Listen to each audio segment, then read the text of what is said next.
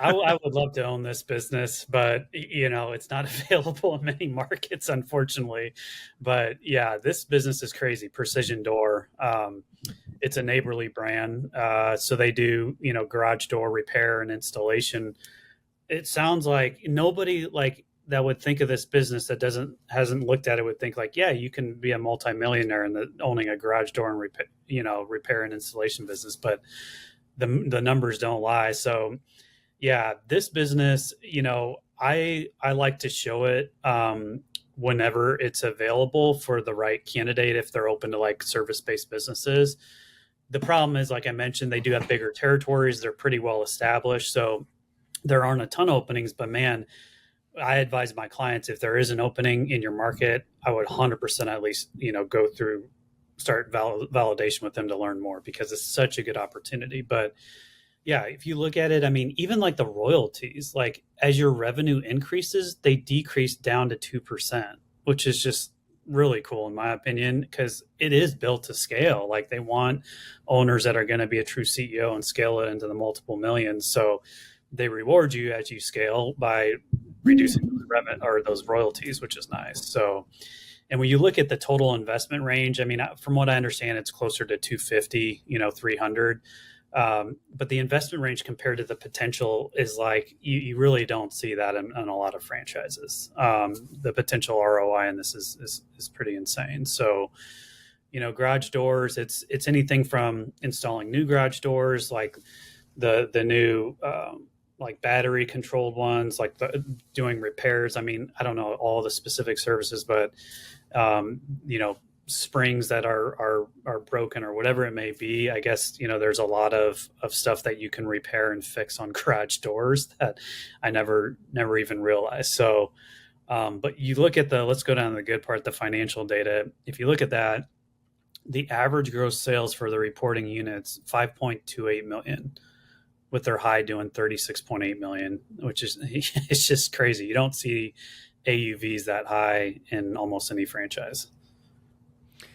Yeah, that that's absurd. When I pulled it up after you guys put it in the newsletter, I was like, what?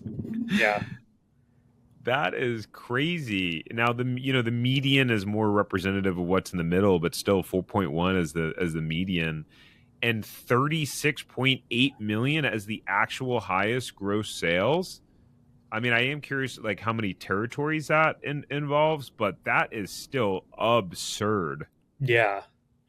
Yeah, that's wild. I would be curious too and where they're located, but still, I mean, even if you look at the medium sales, it's pretty wild. And I mean, the nice thing is like if you think about it, it's not really like a lot of the technicians are just going out and giving a quote and doing the work and collecting cash right there. Like for new installs, you probably need like a salesperson or a sales team, but it's pretty like quick turnaround on your projects. Like they're quick projects, and then they have the 24/7 dedicated call center. So if somebody calls at midnight, they have a call center that'll answer it and get on a text schedule for the next day, which is pretty cool. But I like it also because it's like so specialized where you can train somebody to how to repair like a spring or like install a new motor or whatever it may be.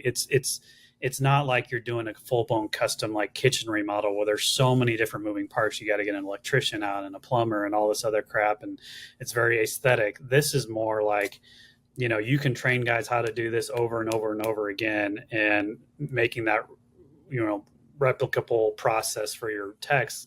I think that improves your margins because the projects don't take that long.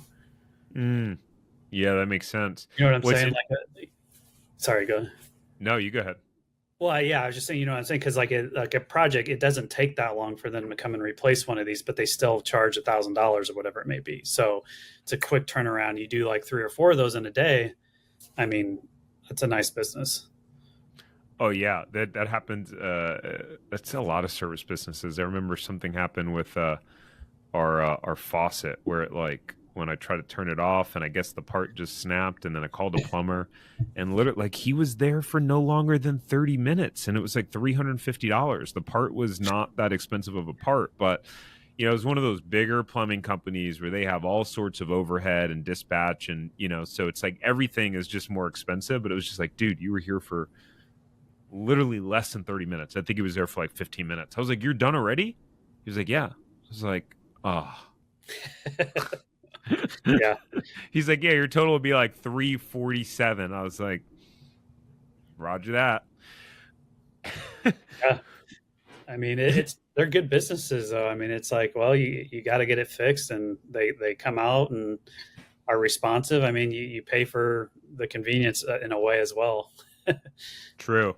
What's funny is that we've been having issues with our garage door. I thought it was funny when you literally this morning, as I was leaving the house, I was like, "Oh, I got to call someone to come take a look at the garage." And then I hadn't looked at what you guys had put as the new in the newsletter yet.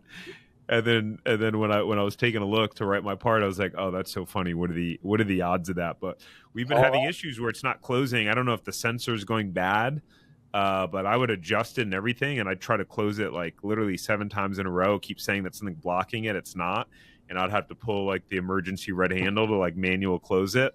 yeah. Um, so Well, it can cause big problems because we had in our old house in Omaha, we had I woke up one morning and the damn garage had just like not shut, and it was below zero in the middle of winter, and our pipes froze, and right inside on the basement level.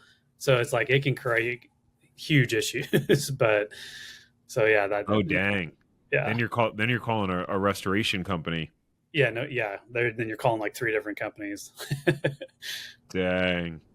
All right. Well, if you guys want to find out, move quickly. I would say because this is one that's not available in a lot of markets. So, but if you want to find out if this franchise is available in your market, overhead garage precision. What do they call it? They just call it precision.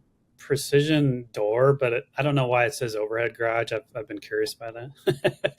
I mean, the branding leaves a little bit to be desired, but I mean, who cares if they're doing that kind of revenues? But That's funny. Overhead as opposed to underhead garage.